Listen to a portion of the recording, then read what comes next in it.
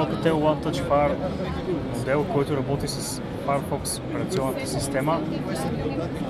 За съжаление, все още не може да намерим такъв телефон с по-високи технически характеристики. Този е с 3,5 инчов екран, 1 ГГц процесор и само 256 МБ RAM, но въпреки това те изглеждат достатъчни за задвижването на тази операционна система.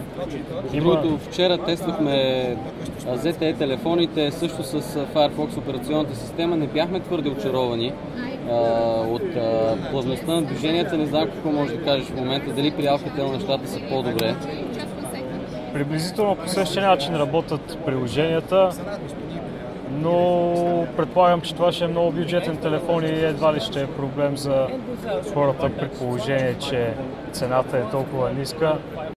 Поне аз винаги съм бил привърженик на алтернативните операционни системи. Колкото по-голям избор за нас потребителите, толкова по-добре, така че според мен все пак това е една добра алтернатива за хората, които искат нискобюджетен смартфон, да се здобият с такъв и софтуерът да бъде създаден от реномиран представител на софтуерния бранш.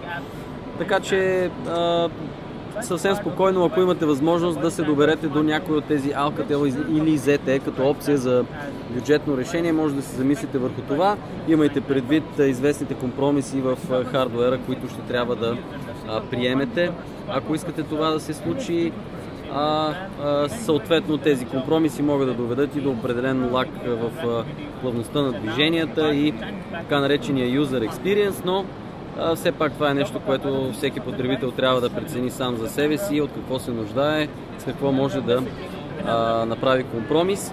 Ние преминаваме към следващи наши видеа, така че за сега поне ви оставяме няколко секунди в компанията на дисплея на Alcatel One Touch.